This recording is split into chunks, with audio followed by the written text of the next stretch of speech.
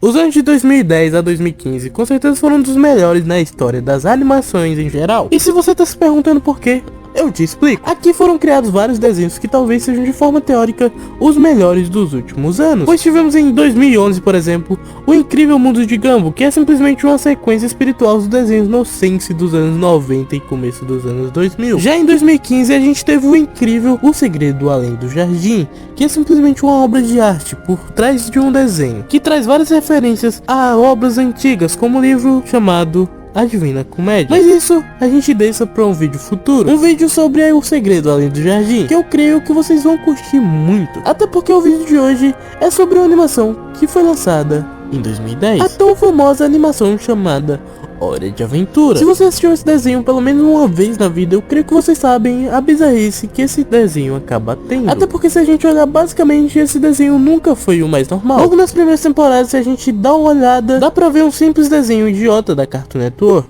assim como vários outros dessa época. Tá bom, eu juro que isso não é indireta pra tio avô, mas se é claro possível, tudo bem. Enfim, Hora de Aventura sempre foi um desenho com uma premissa bem simples. Dois amigos, um humano isolado num mundo onde aparentemente todos os humanos foram extintos, e um cachorro mágico que se estica, vivendo várias aventuras na Terra de U, uma versão da Terra depois da Terceira Guerra Mundial.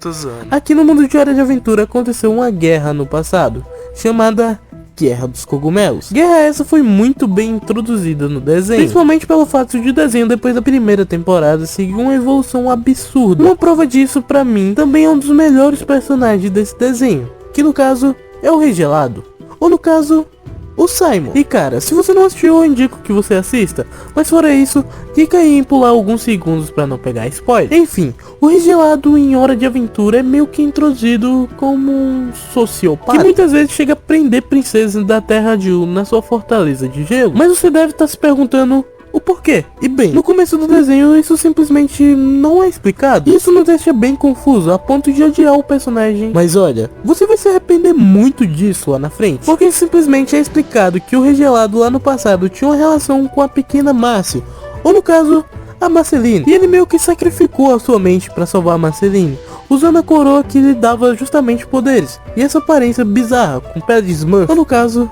azul.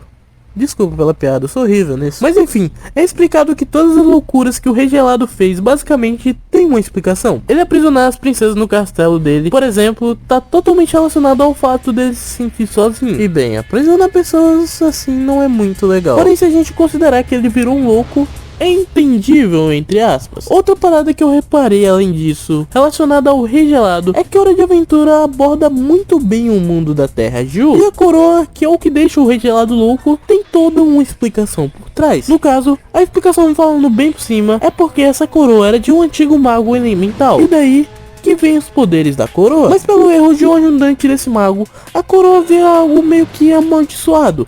E isso é muito bem feito nesse desenho, dando uma clara ótima justificativa, coisa que não aconteceu em outros desenhos da Cartoon na época, como sei lá, Apenas o Show, que não trabalha tão bem as paradas, como o surgimento do Pyrolito como um ser celestial. E outra coisa bizarra em Hora de Aventura é o amadurecimento e crescimento dos personagens, que seguem uma ordem muito foda. O Finn, por exemplo, tem a maior prova disso, apesar dele meio que ser um idiota nas primeiras temporadas, fazendo coisas simplesmente sem pensar nas consequências. Nas temporadas a seguir ele evolui ao ponto de fazer a gente ter talvez um dos maiores pensamentos filosóficos que os desenhos da Cartoon nos trouxe nos últimos anos. Já o Jake, ele evoluiu muito como pessoa, ou no caso, como cachorro. Todas as paradas apresentadas como a vida e relacionamento dele com os seus pais fazem o personagem ter uma profundidade que é muito difícil a gente ver em desenhos. O que na minha opinião é bem triste, porque é uma das melhores coisas de Hora de Aventura. Adulto, eu sei dançar, eu balanço o bumbum como sei balançar. Sou bebê, mas posso seu traseiro socar. Traseiro socar, seu traseiro socar. Se é uma bruxa do mal, vou socar pra brincar.